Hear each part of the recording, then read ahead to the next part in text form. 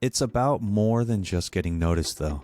It's about building meaningful connections that can lead to exciting new opportunities. Really take the time to identify which companies you want to work with.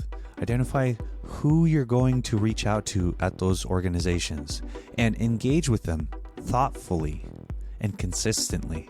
Just watch as new doors begin to open for you.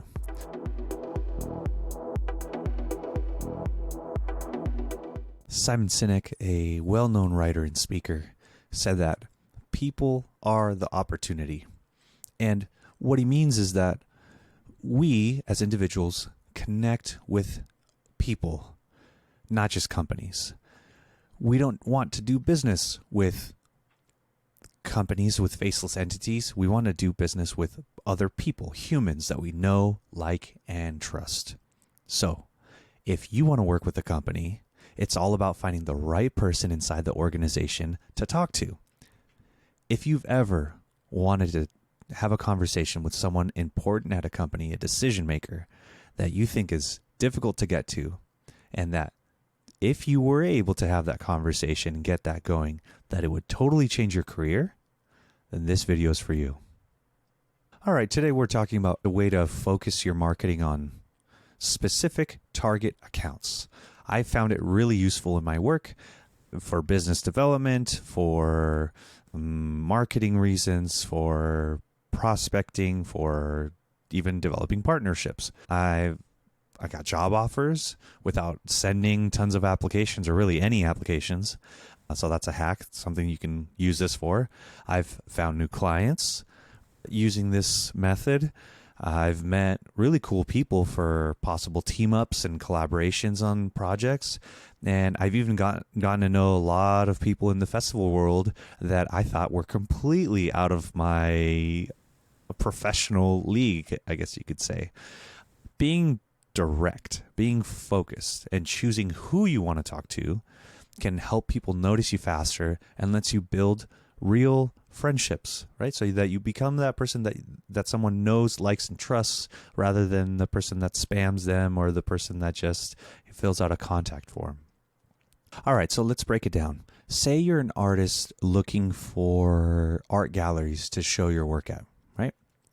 It's a 6-step process. It's super easy.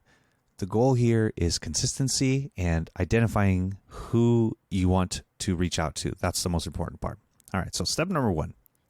You're going to use Google to find galleries in the geographical areas that you're targeting, right? So just look for galleries, art gallery in Sherman Oaks, art gallery in Chicago, or the area that you're looking for, right? Step number 2, check out their online presence. Do you like what they do? Have you heard of them before? Do you think that your art pieces will fit in well with the other pieces that they display at their gallery? Right? So step number 3, you go to their LinkedIn page. Just go to linkedin.com, type in the gallery name or the business name or whoever you're looking for, and go on their business page. They may not have a business page. If they have just somebody's profile comes up, then you can follow the same criteria here. Number 4, do you see the people tab on a business LinkedIn page? Look for the main people on there. Do you see an owner? Is there like a manager there? Who else works there? Those are the people that you want to talk to. Those are the people that you want to get your foot in the door with. Now, check either on their LinkedIn page or their website, and they might have their Instagram linked in there. Open up their Instagram on a separate tab in your browser. You can do this 2 ways.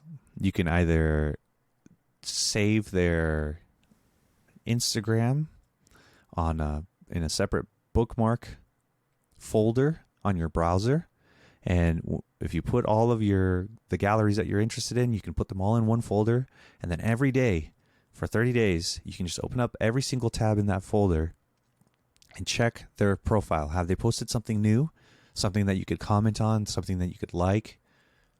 That's one bookmark folder. The other bookmark folder is for the profiles of all of the people that work at the galleries or business that you want to connect with, that you would love to do business with. So you just open up the browser tabs in one folder from each of those folders in your bookmarks tab, and you engage with them. That's it. So let's jump here into my screen and I'll show you exactly what I'm talking about. As you can see, I have some tabs pulled up here on my browser, and I've already started a Google search. Let's look at what I did here. Art gallery, Los Angeles, right? When what comes up is 12 best art galleries, some Google search results for Google My Business, and the organic search results. So this is what I had to pick from. All I did was just pick the very first thing. Time Out has some pretty cool articles, so I said sure. I opened this in a new tab, and I just started scrolling. That's all I did. 12 best art galleries in Los Angeles. Let me just exit that. So Art and Practice. All right. I thought that was cool. Blum and Poe. All right. Commonwealth and Council.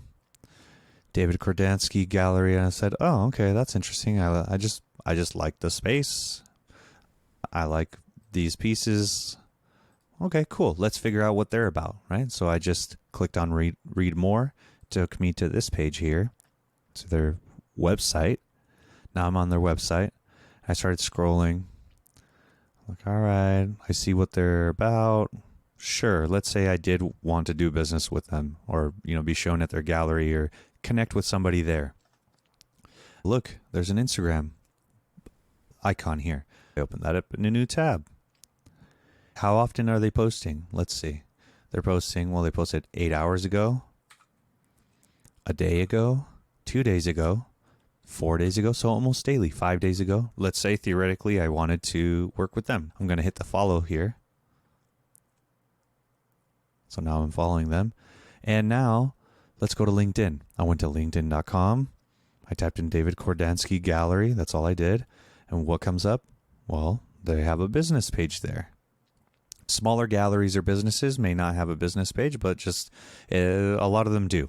LinkedIn has this new feature where it actually will create a business page whenever an employee lists their role at a certain company. If the business hasn't created a business page, LinkedIn will automatically make a business page for them and compile all of the employees there. So it makes it very useful if you're prospecting or you're doing sales activity. So I just opened this in a new tab, and I'm opening these new tabs for demonstration purposes. You don't have to do that, obviously. It typically takes you to the home page of a business page, the home tab.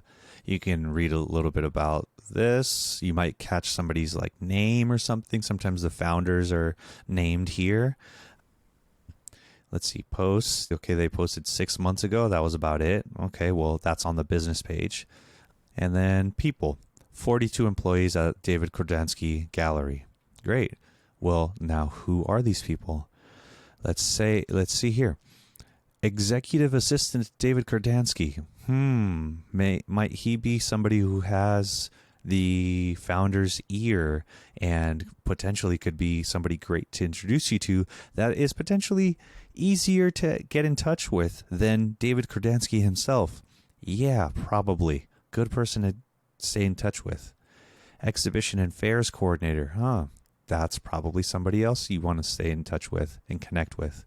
So what I'm going to do is for example, let's open up this new tab. And you'll do this with every person that you think would be good to connect with. Gallery administrator. Yeah, right. Probably that person. Gallery coordinator, a sales associate. There's plenty of people here, even gallery admin, a director of human resources. Anybody on the management side is good to connect with as well, along with somebody in marketing. Let's just stick to our first example. You're going to look at their profile, Parker Matthews has not posted anything ever from this profile, but now you know the name of the executive assistant to David Kordansky at David Kordansky Gallery. So you can go over here and just bookmark it, and Parker Matthews, you can even call it, Parker Matthews, David Kordansky Gallery, like that. And then you'll save it under a folder titled Gallery Contacts, something like that. You're going to develop that list of people that work at galleries that you want to work with. Every day, you're just going to open up that folder. And for example, with Parker Matthews, he's never posted anything. So he's probably not going to post anything tomorrow, but there are plenty of other people who post things and that actually use their LinkedIn consistently. The cool thing is now you have a name. You can find them on Instagram, potentially. You can find them on Facebook. You can do the same thing with the founders, especially of smaller organizations, whether they're a gallery or some other sort of business.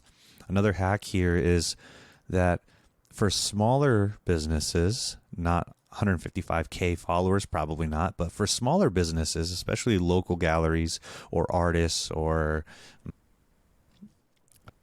just smaller organizations in general that have 10,000, 5,000, 1,000, 100 followers, it's a lot easier to DM them and get in touch with somebody that is a decision maker. Many times, founders, owners, they will be the ones that manage the gallery. So that's the process. That's a 6-step process. It's pretty easy, but it requires some consistency and it requires patience, because the goal here is not to comment something that's like very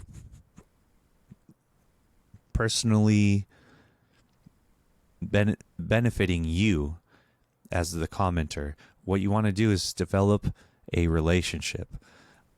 Their posts allow you the opportunity to engage with what they're creating, what they're posting about in an organic way.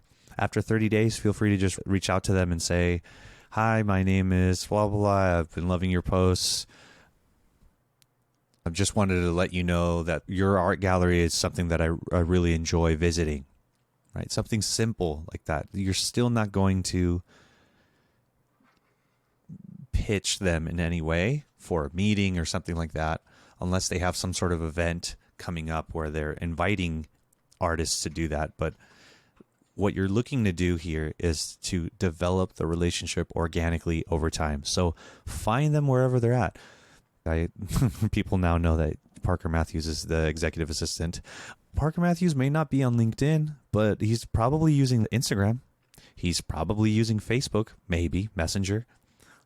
That still doesn't mean that Parker wouldn't get a message saying that you visited his profile or that you've sent him a DM, because LinkedIn is really good about sending email notifications when someone visits your profile or sends you a message. Those opportunities are still there. Now, I'd like to show you a tool that I use. I am not an affiliate, although maybe I should be, because I use this tool quite often. It's called Break Cold. And essentially what you do is you go on LinkedIn, and it also has a feature for Twitter. And this list here that you're seeing is all contacts that I've added manually from LinkedIn using the Break Cold plugin. And essentially these people are people that I want to keep an eye on. And whenever they post something, it'll pop up on my feed. So I tabbed over to my feed here, and it shows me the posts of people that I'm following, and it will combine Twitter or LinkedIn here. But this way, you're not getting the typical LinkedIn feed, which just has a bunch of random stuff. Well, not random, but it has things from everyone that you're following. It has ads and all that stuff too.